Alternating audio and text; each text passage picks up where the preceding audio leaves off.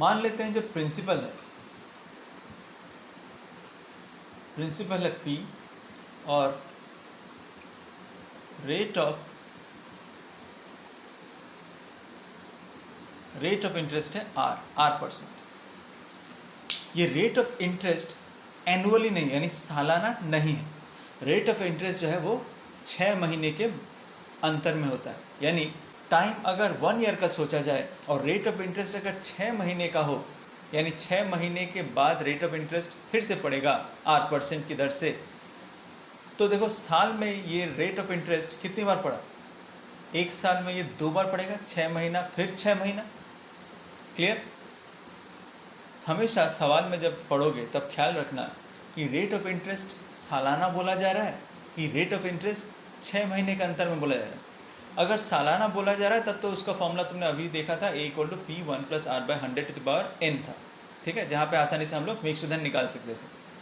लेकिन अगर rate of interest 6 महीने के अंतर पे है तो ध्यान से देखो, पहला 6 महीना फर्स्ट 6 मंथ, फर्स्ट जो 6 मंथ होगा, 6 मंथ असल में अगर इसको साल में बदले, 6 मंथ मतलब हाफ ईयर, 6 मंथ मतलब असल में होता है हाफ ईयर।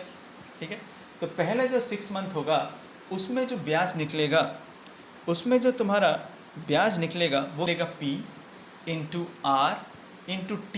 T क्या है? 6 मंथ, मंथ को हमने ईयर में कन्वर्ट कर लिया, यानी ½ 100, यानी असल में PR/2/100 ये मिलेगा। फर्स्ट 6 मंथ के बाद, यानी पहले 6 महीने के बाद जो मिक्स्ड धन बना, पहले जो 6 महीने के बाद जो मिक्स्ड धन बनेगा, यानी फर्स्ट 6 मंथ के बाद जो अमाउंट मिलेगा वो क्या होगा? P + SI। P तो तुम्हारा P था, SI क्या है? PR/2/100। इन दोनों में क्या कॉमन है? P कॉमन है। 1 + R/2/100। तो फर्स्ट 6 मंथ के बाद जो मिक्स्ड धन बना वो बना P 1 + R/2/100। ठीक, तो फर्स्ट 6 मंथ जैसे ही खत्म हुआ, नेक्स्ट 6 मंथ यानी जुलाई का महीना जैसे ही स्टार्ट होगा, तब मूलधन P नहीं रहेगा। तब मूलधन कौन बन गया है? तब मूलधन बन गया है, तब जो प्रिंसिपल है वो कौन है? वो है P 1 + R/2/100। क्लियर? ये है सेकेंड 6 मंथ में, ये है तुम्हारा प्रिंसिपल। क्लियर? तो सेकेंड 6 मंथ, सेकेंड जो 6 महीने का पीरियड स्टार्ट हुआ है, जो असल में 6 मंथ, फिर से हम इसको ईयर में लिख सकते हैं, हाफ ईयर। इसमें अगर तुम सोचो सिंपल इंटरेस्ट, सेकेंड 6 मंथ में के अंत में सिंपल इंटरेस्ट यानी ब्याज कितना मिलेगा? P असल में कौन है? P 1 + R/2/100 × R × 1/2/100। क्लियर हुआ? ठीक है, ये क्या था? सेकेंड 6 मंथ के अंत में सिंपल इंटरेस्ट। तो सेकेंड जब दूसरा 6 महीने का पीरियड खत्म हुआ, उसके अंत में जो अमाउंट या मिक्स्ड धन मिलेगा वो क्या होगा? P + SI। वो कौन होगा? P कौन था? P है तुम्हारा ये वाला, P 1 + R/2/100 plus P SI वाला हिस्सा P 1 + R/2/100 × R/2/100। अब देखो इन दोनों में कुछ कॉमन है कि नहीं? P 1 + R/2/100 यहाँ पे भी है, यहाँ पे भी है, यानी P 1 + R/2/100 बाहर निकाल लेते हैं तो अंदर कौन जाएगा? यहाँ वाला हिस्सा गया तो 1 आएगा और यहाँ पे बच गया R/2/100। ठीक, तो यहाँ पे भी देखो 1 + R/2/100, यहाँ पे भी 1 + R/2/100, यानी ये असल में हो जाएगा स्क्वायर P 1 + R/2/100 का स्क्वायर। क्लियर हुआ? समझ में आया? अब सोचो सेकेंड 6 मंथ के अंत में, यानी दिसंबर में जाके जो तुम्हारा मिक्स्ड धन होगा वो क्या होगा? P 1 + R/2/100 का स्क्वायर। अब देखो स्क्वायर पे ख्याल करो, ये जो स्क्वायर आया ये क्यों आया? ठीक, फर्स्ट जो 6 मंथ, पहले जो 6 मंथ गया तब वो स्क्वायर नहीं, तब पावर क्या था? 1 ही था, क्योंकि वो पहला 6 मंथ था। दूसरा 6 मंथ के अंत में जो पावर आया, देखो दूसरे 6 मंथ के अंत में जो अमाउंट आया वहाँ पे देखो स्क्वायर आ गया। अब अगर तुम इसी प्रोसेस को तीसरे 6 मंथ के लिए भी, यानी समय तब अगर मान लेते हैं 1 साल नहीं है, समय मान लेते हैं 1.5 साल अगर होगा तो 6 महीने का टर्न कितनी बार आएगा? 1 बार, 2 बार, 3 बार आएगा। पहला 6 मंथ, दूसरा 6 मंथ, 1.5 साल का अगर है 1.5 ईयर्स है तो नेक्स्ट हाफ में एक और 6 मंथ का टर्म आएगा।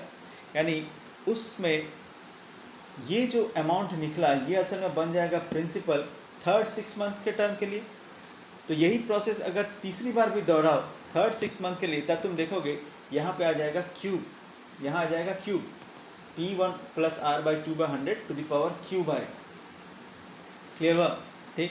तो अगर प्रिंसिपल P हो, रेट ऑफ इंटरेस्ट अगर R हो, एनुअली ना हो, वो अगर 6 मंथ के इंटरवल पे हो, रेट ऑफ इंटरेस्ट अगर 6 मंथ के इंटरवल पे हो, जो कि अगर R% हो, तब जो अमाउंट यानी तब जो मिक्स्ड धन का फॉर्मूला मिलेगा चक्रवृद्धि ब्याज के लिए, चक्रवृद्धि ब्याज निकालने के लिए जो हमारा मिक्स्ड धन का फॉर्मूला मिलेगा वो होगा P1 plus R by 2/100 to the power 2n, to the power 2n। ध्यान दो, जब भी रेट ऑफ इंटरेस्ट 6 मंथ के इंटरवल पे हो, 6 मंथ के इंटरवल पे जब भी रेट ऑफ इंटरेस्ट हो, तब यहाँ जो फॉर्मूला होगा वो हो जाएगा R/2। जो हमने नॉर्मल इसके पहला जो फॉर्मूला देखा था उसमें यहाँ पे सिर्फ R था, कब? जब रेट ऑफ इंटरेस्ट एनुअल था, यानी साल में एक ही बार होता था। लेकिन रेट ऑफ इंटरेस्ट अगर एनुअल ना हो के 6 महीने के इंटरवल में हो, 6 मंथ्स के इंटरवल में हो, तब यहाँ पे हो जाएगा R/2/100। तो नॉर्मल था ही, पहले भी था। यहाँ पे हमने इसके पहले फॉर्मूला में सिर्फ n देखा था, n था ईयर, 1 साल 2 साल जो भी हो। यहाँ पे फॉर्मूला में क्या अंतर आया? अगर रेट ऑफ इंटरेस्ट जो होगा हाफ ईयरली होगा, रेट ऑफ इंटरेस्ट अगर हाफ ईयरली है, 6 महीने के इंटरवल पे है, तब यहाँ पे 2n आ जाएगा, 2 इंटू n। अभी भी इस n का मतलब ईयर ही है, ठीक है। अब देखो इस फॉर्मूला को देखो, यहाँ से कंपेयर करो। हमारा मिक्स्ड धन क्या निकला था पहले 6 मंथ के लिए? पहले 6 मंथ के लिए मिक्स्ड धन हमारा निकला था A1 प्लस R बाई 2/100, यहाँ कुछ 1 है। तो अगर पहले 6 मंथ का कंडीशन इस फॉर्मूला में डालो तो देखो P1 प्लस R बाई 2, जो कि यहाँ पे भी है, बाय 100, 2 इंटू n। पहले 6 मंथ के लिए n क्या था? n था ईयर। 6 मंथ को अगर ईयर में कन्वर्ट करें तो हाफ होगा, यानी अगर n की जगह हाफ लिखेंगे 2 इंटू 1/2, देखो 2 कट जाएगा तो सिर्फ 1 बचेगा, जो कि यहीं पे था, 1 plus R by 2/100 to the power n। Second 6 month के लिए हमारा जो फॉर्मूला आया था, क्या देखो यहाँ पे तब स्क्वायर आ रहा है, 1 नहीं आ रहा है, स्क्वायर। तो क्या यहाँ पे आएगा?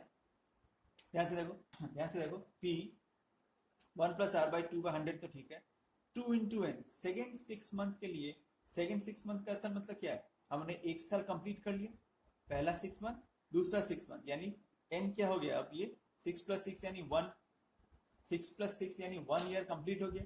तब n का मान क्या होगा? इस 6 और 6 यानी 12 मंथ को ईयर में कन्वर्ट करेंगे तो 1 ही आएगा, तो n का मान 1 होगा। 2 इंटू 1 यानी 2, यानी 1 साल के अंत में देखो यही आ रहा है, 1 प्लस R बाई 2 का स्क्वायर। यही अगर 1.5 साल होता, टाइम अगर 1.5 होता, 1.5 साल होता, तब हमने क्या कहा था? यहाँ पे क्यूब आएगा, है ना, तब यहाँ पे 3 हो जाएगा। तो देखो यहाँ पे भी क्या हो रहा है? P1 प्लस R बाई 2 की पावर 100, 2 इंटू n, तब n क्या होता? n होता, हमने साल क्या कहा, समय क्या है? 1.5। 1.5 मतलब असल में 3/2 होता है। 1.5 मतलब 2 इंटू 1 प्लस 1 यानी 3/2। तब n क्या होता? n होता 3/2। 2 इंटू अगर 3/2 करते हैं तो देखो 2 करने 3 बचते हैं, यहाँ क्या बचते हैं? 3 बचता है, यानी P1 plus R by 2/100 to the power cube होता है थर्ड 6 मंथ के लिए। यानी half yearly rate of interest अगर हाफ ईयरली हो, तब जो फॉर्मूला बनेगा मिक्स्ड धन का, चक्रवृद्धि मिक्स्ड धन का, वो बनेगा A equal to P1 plus R by 2/100 to the power 2n। Clear हुआ?